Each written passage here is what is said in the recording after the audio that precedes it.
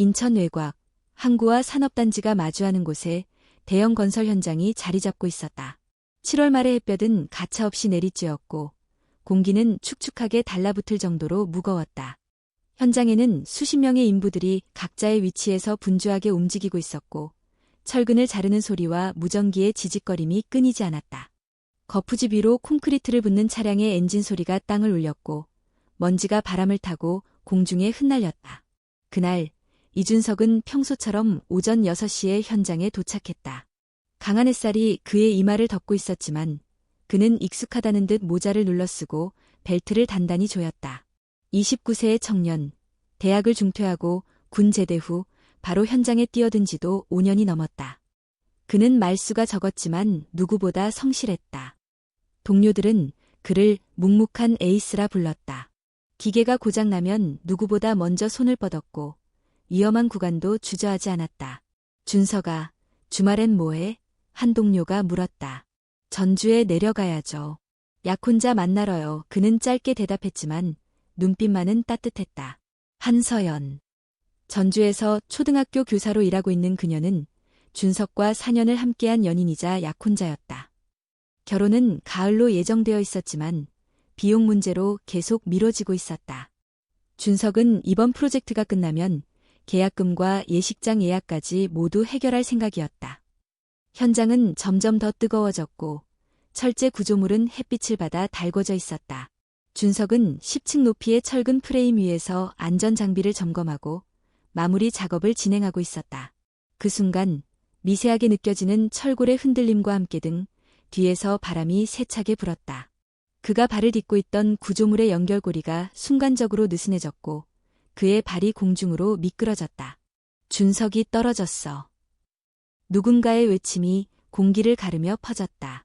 몇 초도 되지 않아 사람들은 아래층으로 뛰어내려왔다. 준석의 몸은 땅에 강하게 부딪혔고 주변은 순식간에 아수라장이 되었다. 헬멧은 굴러나가 있었고 그는 미동도 없었다. 얼굴은 흙먼지에 뒤덮여 있었고 몸은 부자연스럽게 비틀어져 있었다. 119. 빨리 전화해. 근로자들이 떨리는 손으로 그의 호흡을 확인하려 했지만 가슴은 오르락내리락 하지 않았다. 맥박도 느껴지지 않았다. 어떤 이들은 응급처치를 시도했지만 제대로 된 훈련을 받지 않은 그들은 공포에 휩싸여 움직임이 둔해지고 있었다. 10여 분 뒤 구급차가 도착했다. 응급구조대는 재빨리 산소 포화도를 측정했지만 수치는 거의 바닥이었다. 자동 혈압계는 오류를 반복했고 구조대원들은 그를 간이 들것에 눕혀 곧장 병원으로 이송했다. 인천종합병원의 응급실. 한밤중보다 더 긴박한 분위기가 흘렀다. 의료진들은 환자의 상태를 확인하고 동시에 여러 가지 검사를 실시했다. CT, 혈액검사, 초음파. 그 어느 것도 좋은 결과를 보여주지 않았다. 특히 두부 손상이 심각했고 간과 폐, 심장 모두가 충격을 받은 상태였다. 심장이 이미 멈췄을 수도 있습니다. 하지만 미세한 전기 신호는 아직 한 간호사가 말했다. 박민재 외과의는 한숨을 내쉬며 고개를 저었다. 수술은 가능하겠지만 회복은 기대하기 어렵습니다. 그는 이미 수많은 응급수술을 해왔지만 이번만큼은 가능성보다 절망이 더 크게 느껴졌다. 그러나 의사로서 할 수 있는 모든 걸 다 해야 했다. 수술 준비가 빠르게 이뤄졌고 중환자실에서도 환자의 상태를 실시간으로 체크하고 있었다. 한편 병원 대기실에는 준석의 부모가 도착해 있었다. 아버지는 입을 굳게 다물고 있었고 어머니는 연신 손끝을 움켜쥐며 눈물을 삼켰다. 그들은 의사에게 묻지도 못하고 그냥 기다릴 수밖에 없었다. 간호사 윤지원은 환자의 정보를 확인하던 중 메모란에 적힌 약혼자 있음, 전주 거주라는 문구에 눈길이 멈췄다. 그녀는 망설이다가 가족에게 물었다. 혹시 연락이 닿을 수 있는 분이 더 계실까요? 여자친구나 약혼자 같은 분. 어머니가 고개를 끄덕이며 번호를 알려줬다. 그녀의 이름은 한서연. 윤지원은 번호를 받아들고 조용히 전화기를 들었다. 전화는 바로 연결되지 않았다. 한참 후 음성 메시지로 전환되었고 윤지원은 남겼다. 전주에 계신가요? 이준석 씨가 현재 위급한 상태입니다. 인천종합병원 응급실입니다. 꼭 연락 부탁드립니다. 그녀는 마음속으로 무언가 답답함을 느꼈다. 환자는 심장박동이 거의 없는 상태였지만 그 거의라는 단어가 이상하게 마음에 걸렸다. 무엇인가 그를 이 세상에 붙잡아두고 있는 것 같았다. 박민재 의사는 수술을 마치고 마취가 끝난 환자의 상태를 다시 확인했다. 눈을 감은 채 산소호흡기에 의지해 있는 준석의 얼굴은 마치 깊은 잠에 빠진 것 같았다. 그는 고개를 저으며 자리에서 일어섰다. 가족분들께 말씀드리겠습니다. 상황이 많이 어렵다고. 하지만 그는 알지 못했다. 그 순간 전주에서는 누군가가 진동하는 휴대폰을 발견하고 화면을 보고 멈춰섰다는 사실을. 그녀의 이름은 한서연. 그리고 그녀의 시간이 이제부터 달려가기 시작했다. 인천종합병원의 중환자실 복도는 마치 시간이 멈춘 듯 고요했다. 이준석은 수술을 마쳤지만 그의 생명은 실로 가느다란 실에 매달려 있었다. 의료진은 심폐 모니터와 인공호흡기, 수액펌프 등 온갖 장비를 총동원의 상태를 유지하고 있었지만 상황은 여전히 위중했다. 박민재 의사는 모니터를 보며 고개를 저었다. 심전도 거의 일직선이야. 뇌파도 희미하게 감지될 뿐. 그의 말은 냉정했지만 의사의 경험에서 나온 판단이었다. 수많은 환자를 다뤄온 그는 이 상태가 무엇을 의미하는지 누구보다 잘 알고 있었다. 심장이 멈추기 직전의 상태, 의학적으로는 이미 소생 가능성이 거의 없는 순간이었다. 하지만 간호사 윤지원은 뭔가 석연치 않았다. 그녀는 틈틈이 이준석의 기록을 다시 확인하고 생체신호 모니터를 유심히 들여다봤다. 기계가 보여주는 그래프는 거의 평행선에 가까웠지만 그 끝자락에 간혹 아주 미세한 떨림이 나타났다. 일반적인 눈으로는 놓치기 쉬운 진동이었다. 그녀는 다시 한번 모니터를 확인했다. 0.2초 간격으로 아주 작게 미세한 파형이 살아있었다. 그녀는 즉시 이를 박민재에게 보고했다. 박 선생님, 심전도가 완전히 일직선이 아닙니다. 아주 작게나마 움직임이 있어요. 박민재는 모니터로 고개를 돌렸다. 이 정도면 기계의 노이즈일 수도 있어. 인체에서 나오는 진동이 아니라. 하지만 같은 패턴이 반복됩니다. 3분 간격으로요. 윤지원은 단호하게 말했다. 박민재는 말없이 고개를 끄덕였다. 그 역시 마음속 깊은 곳에서는 어떤 의심이 있었다. 이준석의 신체는 분명히 기능을 멈춰가고 있지만 그 어떤 의지 같은 것이 그를 이 세상에 붙잡아두는 것처럼 느껴졌다. 그 시각 한서연은 전주의 한 초등학교 교무실에서 수업 일지를 정리하고 있었다. 방학 전 마지막 주수업을 마치고 나오는 길, 그녀는 핸드백 속 휴대폰이 진동하는 걸 느꼈다. 발신번호는 낯선 지역번호였다. 주저하다가 그녀는 전화를 받지 못했고 곧바로 음성 메시지가 도착했다. 이준석 씨의 보호자분 되시나요? 이준석 씨가 위급한 상태입니다. 인천종합병원 응급실입니다. 가능한 한 빠르게 연락 부탁드립니다. 그녀는 숨이 멎는 줄 알았다. 주변의 소음이 갑자기 멀어졌고 손끝이 차가워졌다. 곧바로 전화를 걸어 병원과 연결됐고 담당 간호사 윤지원과 통화를 마친 후 그녀는 짐도 챙기지 않은 채 택시를 타고 전주역으로 달렸다. 서울행 KTX는 이미 끊긴 시간이었고 그녀는 그나마 빠른 고속버스를 탔다. 좌석에 앉은 순간 그녀는 핸드백 속에서 작은 케이스를 꺼냈다. 그 안에는 은색 반지가 하나 놓여 있었다.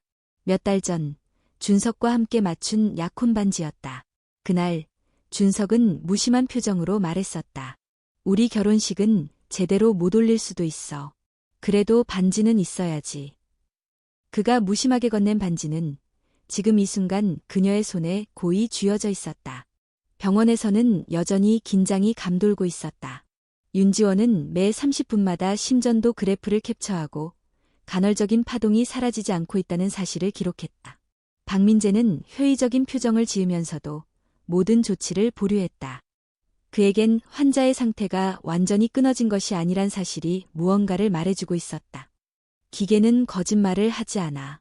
하지만 때론 기계도 모든 걸 설명하지 못해 그는 자신도 모르게 중얼거렸다. 한편 중환자실 복도에서 이준석의 부모는 의자에 앉아 조용히 기도하고 있었다. 어머니는 수없이 염주를 돌리며 눈을 감았고 아버지는 입을 굳게 다문 채 한마디 말도 하지 않았다. 그들 역시 직감으로 느끼고 있었다. 아들이 아직 떠나지 않았다는 것을. 밤 11시 40분 고속버스는 인천 종합터미널에 도착했다. 한서연은 짐 하나 없이 뛰듯이 병원으로 향했다. 버스에서 내리자마자 곧장 택시에 올라타 병원 주소를 외쳤고 손에는 땀과 눈물이 뒤섞여 있었다. 부디 아직 늦지 않았기를. 그녀는 무의식 중에 되뇌었다. 그녀가 병원에 도착했을 무렵 중환자실의 모니터는 다시 한번 미세한 파동을 보여주고 있었다. 윤지원은 그 변화를 놓치지 않았다.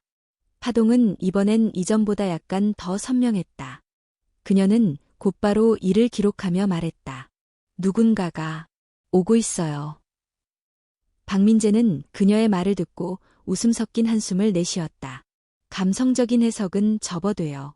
우리는 의사잖아요. 그렇지만 때론 감성이 진실을 먼저 알아차리기도 해요. 윤지원은 조용히 대답했다.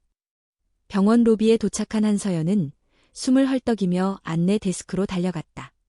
이준석 환자, 여기 있나요? 저는 그 사람 약혼자예요. 제발. 간호사가 고개를 끄덕였다. 그리고 그 순간 중환자실의 한 모니터에서 다시 한번 평행선 같던 그래프가 살짝 떨리듯 움직였다. 인천종합병원의 중환자실은 깊은 밤이 되어도 불이 꺼지지 않았다. 창밖에는 가로등 불빛이 빛나고 있었고 병원 복도에는 간헐적으로 들리는 발자국 소리만이 정적을 깼다. 윤지원은 여전히 환자 모니터를 바라보며 서 있었다. 화면에는 여전히 간헐적인 매우 미세한 파형이 나타났다 사라지기를 반복하고 있었다. 박민재는 수술복 위에 흰 가운을 걸친 채 중환자실 안으로 들어왔다. 그는 모니터를 힐끗 보며 말했다. 아직도 희미한 신호가 남아있나? 이전보다 조금 더 명확하게 보입니다. 주기성도 조금 달라졌고요. 이건 단순한 노이즈로 보이지 않아요. 윤지원은 확신의 찬 목소리로 말했다. 박민재는 고개를 저으며 모니터를 자세히 들여다봤다. 의료기기에서 발생하는 노이즈는 보통 일정하지 않으며 패턴도 불규칙적이다. 그러나 이준석의 심전도 그래프는 분명 주기적인 움직임을 보이고 있었다. 마치 누군가가 의식적으로 끝을 붙잡고 있는 듯한 형태였다. 기계의 오작동이 아닌 이상 이런 정도의 파형은 심장에서 뭔가 보내고 있다는 증거입니다. 윤지원이 덧붙였다. 하지만 뇌 기능은 완전히 정지 상태나 마찬가지야. 산소 포화도도 낮고 자발적인 호흡도 없지. 이건 생물학적으로는 거의 사망 상태야. 박민재는 여전히 회의적인 태도를 유지했다. 그렇다면 그 거의라는 단어가 의미하는 건 뭘까요? 윤지원은 조용히 반문했다. 그 거의 때문에 지금도 이렇게 환자가 숨을 붙들고 있는 거 아닐까요? 박민재는 대답하지 않았다. 대신 이준석의 침대 머리맡에 다가가 그의 얼굴을 바라봤다. 차가운 산소 마스크 아래에 있는 그의 얼굴은 조용했다. 움직임은 없었지만 마치 누군가를 기다리는 듯한 평온한 인상이었다. 그 사람, 약혼자가 오고 있다고 했죠? 박민재가 물었다. 조금 전 병원에 도착했습니다. 이제 곧 올라올 겁니다. 박민재는 가만히 고개를 끄덕였다. 그리고 무의식적으로 중얼거렸다. 그럼 기다리는 걸까? 정말로? 한편 병원 1층에서는 한서연이 엘리베이터 앞에서 숨을 고르고 있었다. 그녀의 눈가는 이미 붉게 부어 있었고 손에는 약혼 반지를 꼭 쥐고 있었다. 간호사의 안내를 받아 중환자실로 향하는 엘리베이터 안에서 그녀는 마음속으로 기도하고 또 기도했다. 제발, 단 한 번이라도 눈을 마주칠 수 있게 해주세요. 그 사람의 손을 따뜻할 때 잡을 수 있게 해주세요. 중환자실 문이 열리고 그녀가 들어섰을 때 윤지원이 조용히 다가왔다. 한서연 씨이신가요? 서연은 고개를 끄덕이며 눈물을 삼켰다. 안으로 들어가셔도 됩니다. 하지만 환자 상태는 매우 위중합니다. 심장 박동은 거의 없는 상태이고 의식도 없습니다. 서연은 떨리는 발걸음으로 천천히 이준석의 침상으로 다가갔다. 산소 호흡기, 혈압 측정기, 모니터, 수액줄기 등 온갖 장비들이 그의 몸에 연결되어 있었다. 그녀는 그의 손을 조심스럽게 잡았다. 그 손은 차가웠지만 여전히 그 사람의 손이었다. 준서가 나왔어. 그녀는 속삭였다. 너한테 너무 늦게 왔지. 미안해. 윤지원은 그 장면을 조용히 지켜보다가 모니터 쪽으로 고개를 돌렸다. 그리고 그 순간이었다. 모니터에 나타나던 미세한 파형이 이전보다 분명하게, 규칙적으로 흔들렸다. 박민재 역시 그 변화를 알아챘다. 그는 무언가를 느꼈다. 그 사람, 들은 거예요. 제 목소리. 서연은 조용히 흐느꼈다. 이준석은 여전히 눈을 감고 있었지만 마치 그 순간 누군가의 손을 꼭 잡고 놓지 않으려는 듯한 힘이 느껴졌다. 서연은 더 단단히 그의 손을 붙잡았다. 기다려줘서 고마워. 정말. 박민재는 처음으로 말을 잃었다. 이 장면은 의학 교과서 어디에서도 본 적 없는 것이었다.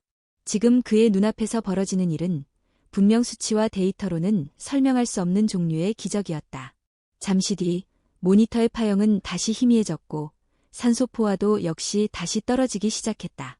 그러나 방금 전 분명히 기계는 그 사람이 살아있다는 것을 말해주고 있었다. 박민재는 고개를 숙이고 조용히 말했다.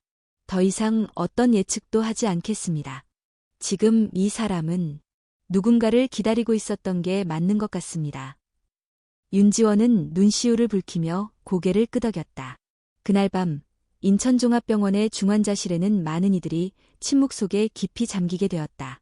어떤 이들은 여전히 의학의 논리 속에서 그 현상을 분석하려 했고, 어떤 이들은 그저 조용히 손을 모아 기도했다. 그러나 분명한 것은 하나였다. 그 누구도 이준석이 왜 아직 이 세상에 머물러 있는지를 확신할 수는 없었다. 하지만 단 한 사람, 한서연만은 알고 있었다. 그는 그녀를 기다리고 있었다. 그 사실만은 그 어떤 기계도, 논리도 부정할 수 없었다. 중환자실의 공기는 여전히 무거웠다. 기계음이 간헐적으로 울리는 공간에서 한서연은 이준석의 손을 꼭 잡고 있었다. 그녀는 목이 메어 아무 말도 하지 못했다. 그저 숨을 참으며 그의 체온을 느끼려 했었다. 차갑고 건조한 손끝에서 그래도 여전히 생명의 흔적이 남아있는 듯한 감각이 느껴졌다. 시간이 얼마나 흘렀을까? 그녀는 눈을 감았다. 그리고 조용히 속삭였다. 기다려줘서 고마워. 그 순간 깊은 무의식 속에서 이준석의 기억이 서서히 떠오르고 있었다. 어두운 공간. 마치 안개 낀 경기장 한가운데에 서 있는 듯한 풍경. 그는 링 위에 있었다. 온몸이 땀에 젖고 숨이 가빴다. 맞은편에 선 상대는 보이지 않았다. 하지만 어딘가 익숙한 목소리가 들렸다. 이준석, 아직 끝나지 않았어. 그는 고개를 돌려 관중석을 바라봤다. 그곳엔 아무도 없었다. 하지만 한 줄기 빛 아래 누군가가 서 있었다. 하얀 원피스를 입고 두 손을 모은 채 자신을 바라보는 한 사람. 한서연이었다. 그는 그 순간 깨달았다. 이 공간은 현실이 아니었다. 그리고 자신이 지금 어디에 있는지도, 내가 아직 떠나지 않은 이유가 너였구나. 무의식 속에서 이준석은 다시 천천히 숨을 들이켰다. 아주 작고 미약했지만 그의 가슴이 미세하게 들썩였다. 모니터의 곡선이 흔들렸고 윤지원은 곧바로 그것을 확인했다. 박 선생님, 다시 움직였어요. 확실합니다. 이번엔 패턴이 더 명확해요. 박민재는 아무 말 없이 그래프를 응시했다. 그는 이해할 수 없었다. 생명유지의 기준이 되는 뇌파, 산소 포화도, 심박 수치, 그 모든 것이 생존 가능성을 부정하고 있었다. 그런데도 이 환자는 계속해서 미세한 반응을 보이고 있었다. 이건 의학적으로 설명이 안 되는 현상이야. 그는 자신도 모르게 중얼거렸다. 한편 서연은 침대 옆에 앉아 조용히 중얼거리고 있었다. 우리 처음 만났을 때 기억나? 너 그때 말했잖아. 내가 가진 건 몸뚱이 하나지만 그걸로 너 지킬 수 있다면 난 그것만으로 충분하다고. 그녀의 목소리는 떨렸지만 또렷했다. 그 약속, 내가 믿고 기다렸어. 그리고 지금 너도 나 기다리고 있었던 거지? 그녀의 눈가에 다시 눈물이 고였다. 병실안은 조용했지만 그녀의 말은 공기 속에서 진동처럼 퍼졌다. 이준석의 기억은 계속해서 되감기고 있었다. 어린 시절, 동네 체육관에서 복싱 글러브를 처음 꼈던 날, 중학교 시절, 링 위에서 처음 승리를 맛봤던 날, 고등학교 때의 사고, 상대의 펀치를 피하지 못하고 머리를 크게 다쳐 선수 생활을 접어야 했던 그날.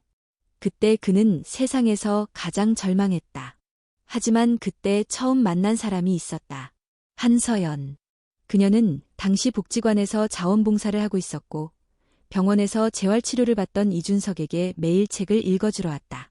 무뚝뚝한 성격의 사람들과 어울리기 어려웠던 준석에게 서연은 유일하게 따뜻하게 대해주는 존재였다. 그리고 시간이 흘러 그들은 연인이 되었고 함께 미래를 꿈꿨다. 하지만 현실은 달랐다. 번번이 바뀌는 계약직, 불안정한 수입, 결혼 준비의 압박. 준석은 결국 더 많은 돈을 벌기 위해 위험한 현장을 택했다. 그것이 서연에게는 늘 미안한 일이었다. 그래서 아무 말 없이 혼자 감당하려 했다. 내가 왜 떠나지 못하는지 이제 알겠어. 이준석은 무의식 속에서 생각했다. 내가 지키겠다고 한 사람. 내가 사랑한다고 말한 사람. 그 약속을 지키지 못하고 떠날 순 없어. 그의 몸에서는 여전히 땀이 나지 않았고 손가락 하나 움직이지 않았지만 그 안에서 일어나는 감정과 기억은 분명히 살아있었다. 박민재는 자리에서 일어나 윤지원에게 말했다. 가족들에게 알리세요. 환자가 아직 완전히 떠난 건 아닙니다. 가능한 조치를 계속 이어가겠습니다. 네, 선생님. 그 목소리는 마치 처음으로 기적이라는 단어를 믿어보겠다는 듯한 작지만 단단한 확신이 담겨 있었다. 병실 바깥, 이준석의 어머니는 계속해서 염주를 돌리며 기도하고 있었다. 그 옆에서 아버지는 작게 속삭였다. 우리 아들, 아직 안 갔어. 그 녀석 성격 알잖아. 고집세고, 절대 포기 안 해. 그날 밤, 병원의 창문 밖으로는 여전히 여름밤의 바람이 불고 있었다. 인천의 항구에서 들려오는 멀리 배의 경적 소리가 고요한 병원에 희미하게 울려 퍼졌다. 그리고 병실 안, 누구보다 조용히, 그러나 단단히 한 사람의 마음이 또 한 번 생명을 끈질기게 붙잡고 있었다. 중환자실의 새벽은 유독 차가웠다. 모든 것이 멈춘 듯 조용한 공간 속에서 장비들의 미세한 삐 소리만이 생명과 연결된 실을 간신히 붙들고 있었다. 윤지원은 한서연이 조용히 눈을 감고 이준석의 손을 감싸 쥔 채로 있는 모습을 지켜보며 그 무엇보다도 이 상황이 신비롭고 동시에 먹먹하다는 생각이 들었다. 그녀는 잠시 자리를 비워 차트를 정리하고 있었다. 그러던 중 환자 보호자의 물품 확인서의 서명이 누락된 것을 발견했다. 현장 상황이 급박해 미처 정리되지 못한 환자 소지품 봉투가 간호데스크 안에 보관되어 있었다. 윤지원은 조심스럽게 봉투를 열었다. 안에는 지갑, 휴대폰, 작은 수첩 하나, 그리고 약간의 현금이 들어있었다. 그녀는 수첩을 꺼내 천천히 펼쳤다. 수첩의 첫 장에는 간단한 일정표가 있었고 뒷장에는 몇 줄의 문장이 손글씨로 적혀 있었다. 윤지원은 멈칫했다. 그 문장은 누군가에게 보낼 편지처럼 시작되고 있었다.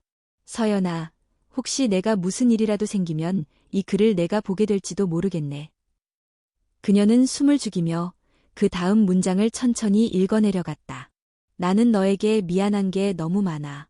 늘 너한테 아무 말 없이 다 감당하려 했던 거, 내가 불안해할까 봐 그런 거였어. 사실 나, 이 현장 일이 얼마나 위험한지도 알았고 무섭기도 했어. 하지만 다른 방법이 없었어. 내가 아니면 우리 둘의 미래를 준비해 줄 수 있는 사람이 없다고 생각했거든. 손글씨는 다소 삐뚤었지만 한 획 한 획이 진심으로 눌러 써내려간 듯했다. 윤지원은 수첩을 가볍게 접고 자리에서 일어났다. 그녀는 이 편지를 누군가에게 보여줘야 한다는 생각에 가슴이 두근거렸다.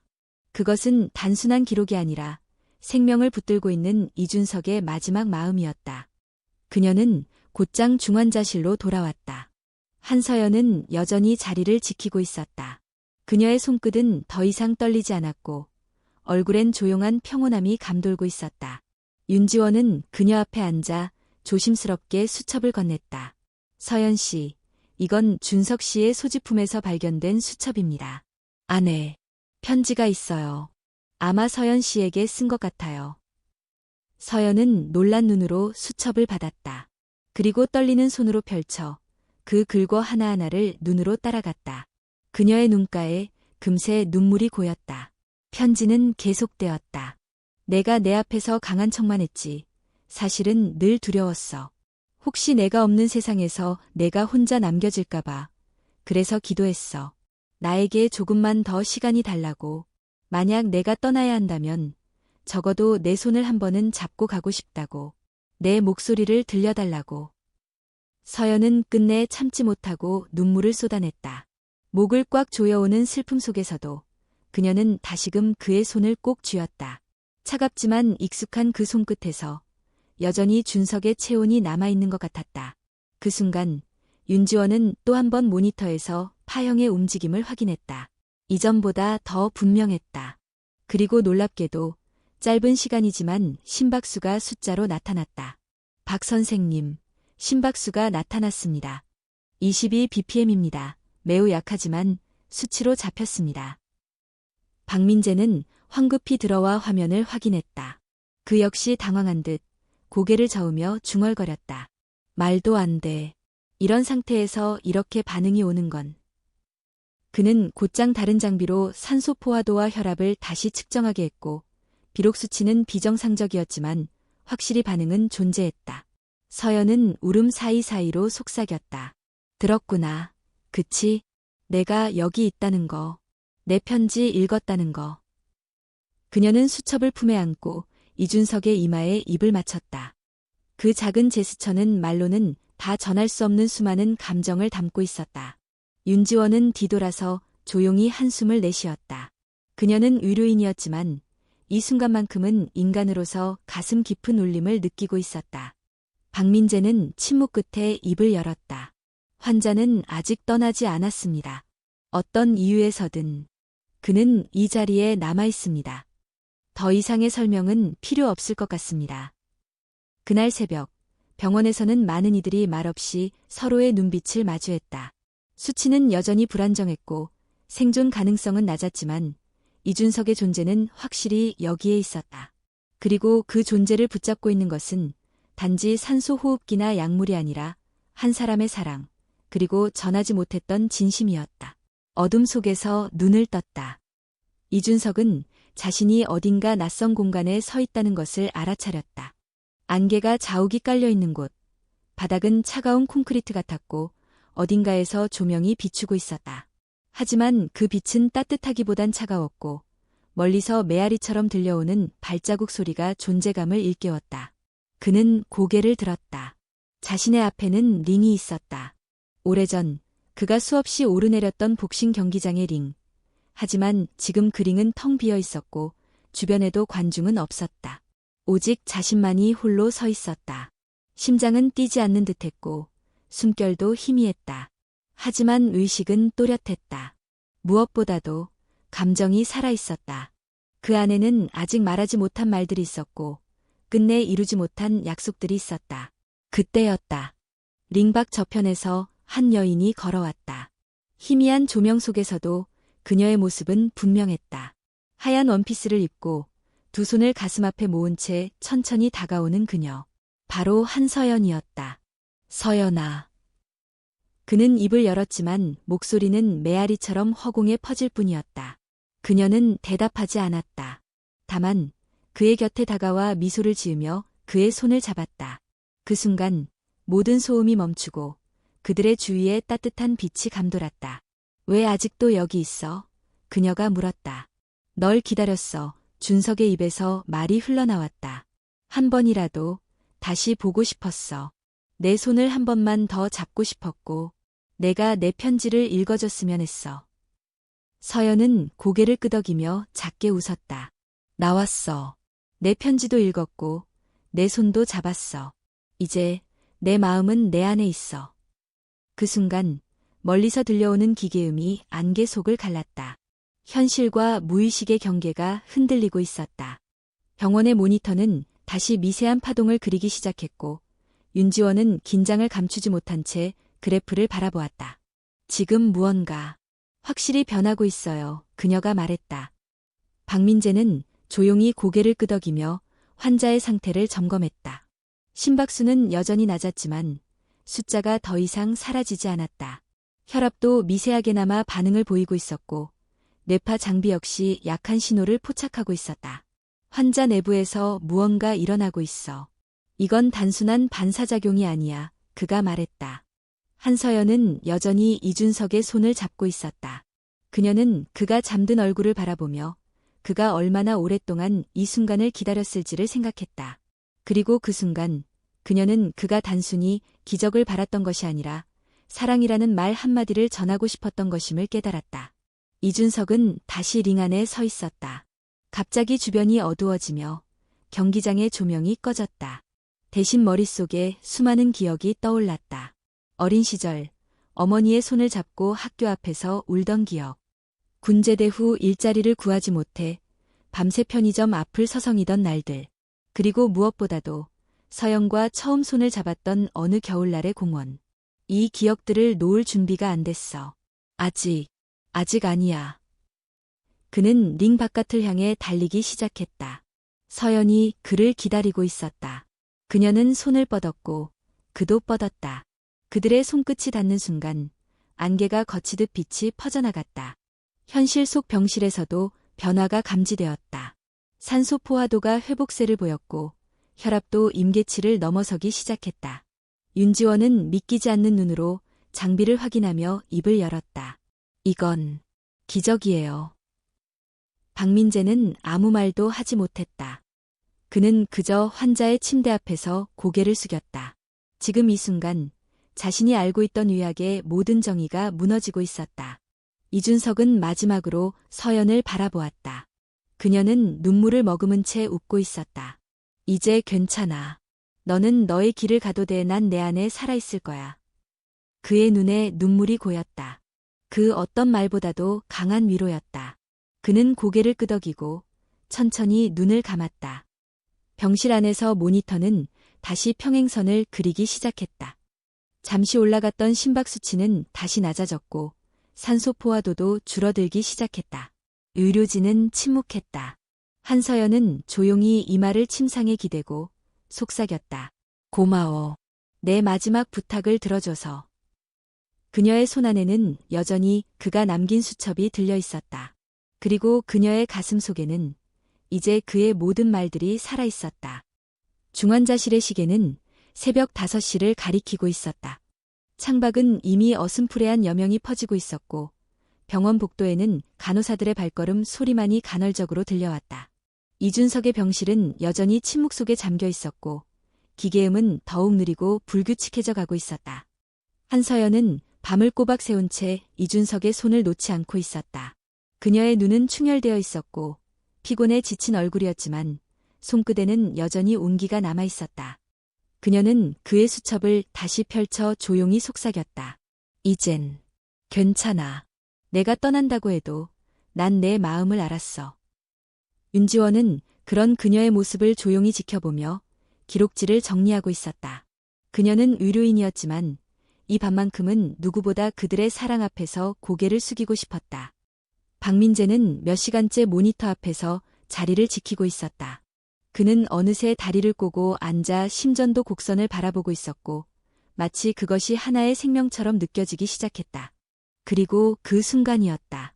심전도의 그래프가 흔들렸다. 아주 약하게, 그러나 분명하게 일직선처럼 그려지던 선에 미세한 진동이 서서히 살아났다. 처음에는 파동인지 노이즈인지 분간이 어려웠지만 이어서 심박수가 다시 숫자로 나타났다. 심박수 34, 산소 포화도 75, 혈압 62에 40, 윤지원이 놀란 목소리로 말했다. 박민재는 자리에서 벌떡 일어나 환자의 상태를 직접 확인했다. 그의 얼굴엔 놀라움과 혼란, 그리고 묘한 기대감이 뒤섞여 있었다. 이건 단순한 반사 반응이 아니야. 자발적이다. 한서연은 모니터의 경고음을 듣고 고개를 들었다. 그녀는 믿기지 않는다는 듯 이준석의 얼굴을 바라봤다. 그리고 그 순간 기적처럼 그의 눈꺼풀이 아주 천천히, 아주 조심스럽게 떨리기 시작했다. 그녀는 숨을 멈췄다. 준석아. 눈꺼풀이 다시 떨렸고 마침내 천천히 눈이 열렸다. 그의 시선은 초점을 찾기 어려운 듯 공중을 헤맸지만 곧 그녀의 얼굴에 닿았다. 그리고 아주 미약하게, 그러나 분명히 그의 입가가 올라갔다. 그 미소는 세상 어떤 말보다 많은 감정을 담고 있었다. 서연은 눈물을 터뜨리며 그의 얼굴을 감싸 안았다. 나야. 서연이야. 나 여기 있어. 너한테 왔어. 이준석은 말을 할 수 없었다. 산소 호흡기에 의지하고 있었고 몸은 움직이지 않았다. 하지만 그의 눈에서 투명한 눈물이 한 방울 천천히 흘러내렸다. 그의 눈빛은 모든 것을 말하고 있었다. 고마워. 기다려줘서. 사랑해. 그는 끝내 말을 하지 않았지만 그녀는 그 모든 말을 들을 수 있었다. 그들의 눈이 마주친 시간은 단 몇 초였지만 그 순간은 영원처럼 느껴졌다.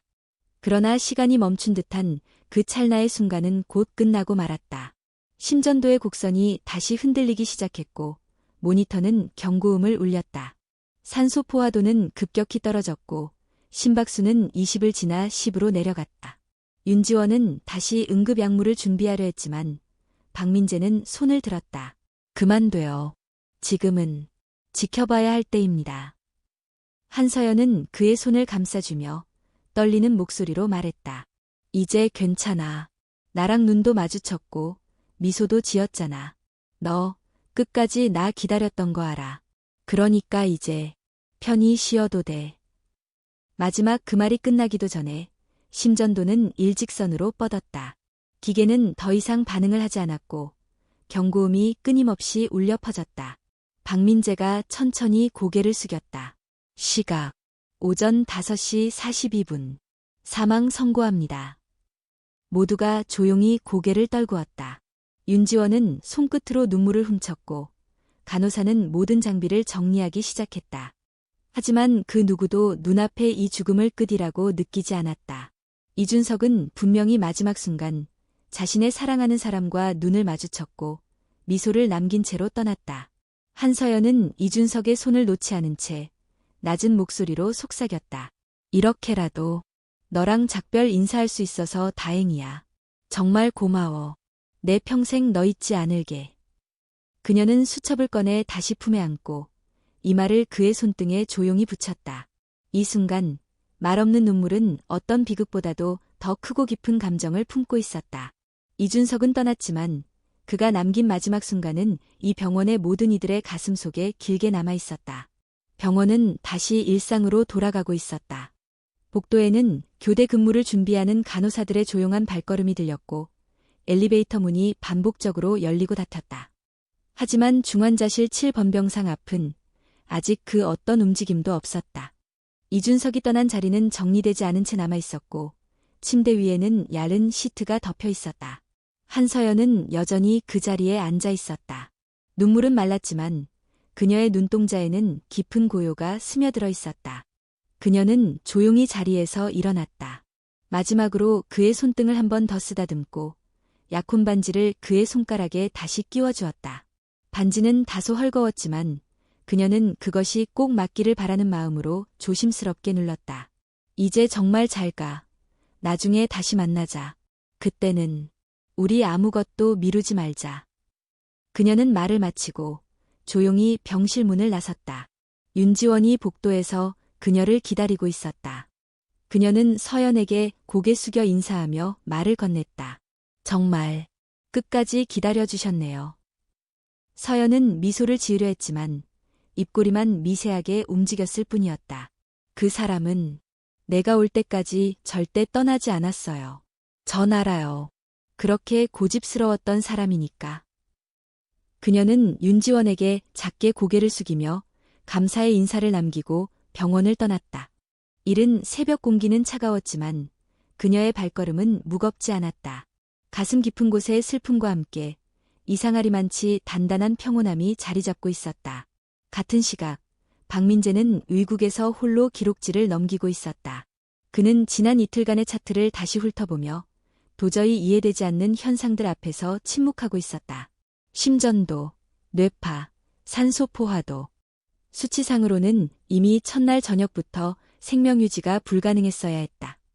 그럼에도 불구하고 그는 마지막 순간에 눈을 뜨고 미소를 짓고 눈물을 흘렸다. 그는 자문했다. 그 짧은 순간 그는 어떻게 의식을 되찾을 수 있었는가? 의학적으로는 설명이 불가능했다. 그럼에도 박민재는 인정할 수밖에 없었다. 그는 마지막 인사를 기다리고 있었던 거다. 그는 처음으로 한 사람의 생명이 단순히 수치로 설명될 수 없다는 사실을 실감했다. 윤지원이 의국 문을 조용히 열고 들어왔다. 교수님, 서연 씨는 돌아가셨어요. 정리도 모두 마쳤고 장례 절차는 가족들이 준비하겠다고 하셨습니다. 박민재는 고개를 끄덕이며 말했다.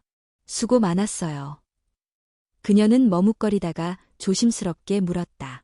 혹시 교수님도 느끼셨나요? 그 순간 뭔가 설명할 수 없는 감정 같은 것.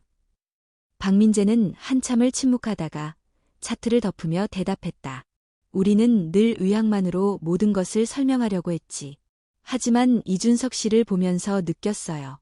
사람의 생명은 때론 감정과 기억, 그리고 사랑에 의해 붙잡혀 있는지도 모른다고. 그는 커피잔을 들어 한 모금 마셨다. 손에 힘이 들어가지 않아 컵이 살짝 흔들렸다. 그리고 그것이 우리가 평소 무시해왔던 부분이었을지도 몰라요. 그날 오전, 이준석의 시신은 영안실로 옮겨졌다. 병원 내부 방송에는 여느 때처럼 진료 시작 안내가 흘러나왔고 복도는 다시 활기를 띠기 시작했다. 그러나 중환자실을 지나던 몇몇 간호사들은 7번 병상을 스쳐 지나갈 때마다 잠시 멈춰서곤 했다. 누군가는 조용히 손을 모았고 누군가는 심전도 그래프를 떠올리며 속으로 중얼거렸다. 정말 기다렸던 거였을까? 며칠 후 병원 카페테리아에서 박민재는 오래된 친구이자 정신과 의사인 김태영과 식사를 하며 이준석의 이야기를 전했다. 그는 이틀간 있었던 일들을 조용히 풀어놓았다. 친구는 한참 동안 아무 말도 하지 않다가 조용히 말했다. 그건 감정의 힘이라고밖엔 설명이 안 돼. 뇌파가 거의 없는 상태에서도 마지막 순간에 눈을 뜨고 웃었다는 건 누군가를 향한 무의식적인 집중이 그를 일깨운 거야. 박민재는 고개를 끄덕였다. 나도 이제 그런 가능성을 부정할 수 없을 것 같아. 그날 이후 그는 더 이상 환자들을 단순한 차트와 숫자로 보지 않게 되었다. 누군가의 눈빛, 가족의 말 한마디, 환자의 손에 쥐어진 작은 물건까지도 의미 있게 바라보기 시작했다. 그는 병원 한켠에 따로 공간을 마련해 특별 사례 기록을 작성하기 시작했다. 이준석의 사례는 그 첫 번째 항목으로 남았다. 기록지의 맨 마지막 줄에는 이렇게 적혀 있었다. 삶은 종종 과학보다 복잡하고 죽음은 때론 예상보다 멀리 있다. 그리고 사랑은 그 모든 경계를 흔들 수 있는 유일한 감정일지도 모른다. 여름이 끝나갈 무렵 병원은 여전히 바쁘게 돌아가고 있었다. 매일 수많은 환자들이 들어오고 또 수많은 이들이 퇴원하거나 세상을 떠났다. 시간은 흐르고 사람들은 각자의 일상으로 돌아갔다. 그러나 어떤 이야기는 사람들의 가슴 속에 오래 남아 한참이 지나도 잊히지 않는다. 이준석이 세상을 떠난 지 한 달이 조금 넘은 어느 날 인천종합병원 로비로 조용히 한 여성이 들어섰다. 그녀는 검은색 정장을 단정히 입고 있었고 작은 꽃다발을 손에 들고 있었다. 그녀는 간호데스크 앞에서 조심스럽게 물었다. 혹시 윤지원 간호사님 계신가요? 잠시 후 윤지원이 나타났다. 그녀는 낯익은 얼굴의 놀람과 반가움이 섞인 눈빛으로 다가갔다. 서연 씨, 오랜만이에요. 잘 지내셨어요? 네, 어떻게든요. 그녀는 작게 웃었다. 그 웃음엔 슬픔도, 감정의 정리는 끝났다는 묘한 평온도 함께 담겨 있었다. 윤지원은 그녀를 병원 옥상으로 안내했다. 사람들의 왕래가 적고 조용한 공간이었다. 두 사람은 나란히 벤치에 앉았다. 서연은 잠시 말을 잇지 못하다가 작은 상자를 꺼냈다. 이건 준석이 생전에 늘 가지고 다니던 수첩이에요. 간호사님 덕분에 제가 읽을 수 있었고 그래서 마지막 순간을 담담히 받아들일 수 있었어요. 고맙단 말 꼭 드리고 싶었어요. 윤지원은 상자를 받아 조심스럽게 품에 안았다. 사실 저도 그 수첩을 열었을 때 가슴이 먹먹했어요. 단 한 사람을 위해 그렇게 긴 시간 동안 버틴다는 게 얼마나 강한 의지인지 처음 알았거든요. 서연은 고개를 끄덕이며 말했다. 그 사람은 항상 조용했지만 마음만큼은 누구보다도 크고 깊었어요. 저를 위해 몸을 던질 수 있는 사람이었죠. 그래서 전 이젠 괜찮아요. 슬프지만 후회는 없어요. 마지막 순간에 함께였으니까. 윤지원은 그 말을 들으며 다시금 중환자실에서의 그 밤을 떠올렸다. 심전도 곡선이 떨리던 순간 눈을 뜨고 미소 지었던 이준석의 얼굴. 그 장면은 결코 잊히지 않을 것이다. 박민재 교수님은 요즘도 가끔 그 얘기를 하세요. 예전엔 절대 믿지 않았던 감정의 힘 같은 걸 이제는 진지하게 받아들이고 계세요. 의사 선생님께도 감사하다고 전해주세요. 제가 다 할 수 없는 걸 끝까지 해주셨잖아요. 서연은 그렇게 말하며 옅은 미소를 지었다. 바람이 불고 그녀의 머리카락이 살짝 흩날렸다. 그녀는 작은 종이봉투를 윤지원에게 건넸다. 이건 병동 간식용으로 조금 준비했어요. 별건 아니지만 이준석 씨를 돌봐주신 모든 분들께 드리고 싶어서요. 윤지원은 고개를 숙이며 감사의 뜻을 전했다. 서연은 다시 말없이 고개를 들고 하늘을 바라봤다. 옅은 구름 사이로 햇살이 스며들고 있었다. 가끔은요, 밤의 꿈에서 그 사람을 봐요. 아무 말 없이 날 바라보고 웃기만 해요. 난 그 웃음만으로도 괜찮아져요. 윤지원은 그녀의 옆모습을 바라보며 마음속으로 생각했다. 이 여자는 사랑을 잃었지만 동시에 그것으로 인해 다시 살아갈 힘을 얻은 사람이라고. 그 무엇보다도 강한 형태의 사랑이었다. 서연은 자리에서 천천히 일어났다. 옷매무새를 가다듬고 마지막으로 윤지원에게 말했다. 이 병원이 무섭기도 했지만 동시에 고맙기도 했어요. 슬픔과 감사가 함께 있는 곳이에요. 그 감정들이 지금 제 삶을 이끌고 있어요. 그녀는 가볍게 목례를 하고 병원을 나섰다. 윤지원은 그녀의 뒷모습을 바라보다가 조용히 중얼거렸다. 잘 가세요. 그 사람의 목까지 꼭 행복해지세요. 그날 오후 병원 복도에서는 또 다른 환자들이 실려오고 또 다른 가족들이 눈물 짓고 있었다. 윤지원은 차트를 정리하다가 문득 이준석의 이름이 적힌 과거 기록지를 한번 더 펼쳐보았다. 수많은 숫자와 수치 속에 단 하나의 문장이 그녀의 마음에 다시 박혔다. 사랑은 때때로 모든 생리학적 한계를 넘는다. 그 문장을 덮고 나서 그녀는 조용히 창밖을 바라보았다. 햇살은 여전히 따스했고 병원 복도에는 다시 익숙한 발걸음들이 메아리치고 있었다. 그러나 그날의 기억, 그 마지막 미소, 그리고 그 조용한 작별 인사는 병원의 어느 구석에선가 여전히 살아있었다. 가을이 깊어가며 병원의 창밖 풍경도 조금씩 변해갔다. 나뭇잎은 노랗게 물들기 시작했고 병원 옥상에서 보이던 하늘은 한층 투명해졌다. 바쁜 일상은 여전히 계속됐고 인천종합병원의 하루하루도 크게 다르지 않았다. 그러나 어떤 이야기들은 시간이 지나도 잊히지 않았다. 이준석이라는 이름은 공식 문서에서는 이미 사망이라는 단어로 정리되었지만 그를 기억하는 이들의 마음속에서는 여전히 살아있었다. 박민재 교수는 그날 이후로 이전과는 조금 다른 의사가 되어 있었다. 그는 더 이상 환자들의 수치만을 보지 않았다.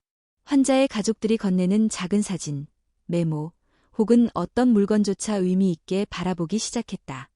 그는 병원 내 컨퍼런스에서 동료 의사들에게 이준석의 사례를 이야기하곤 했다.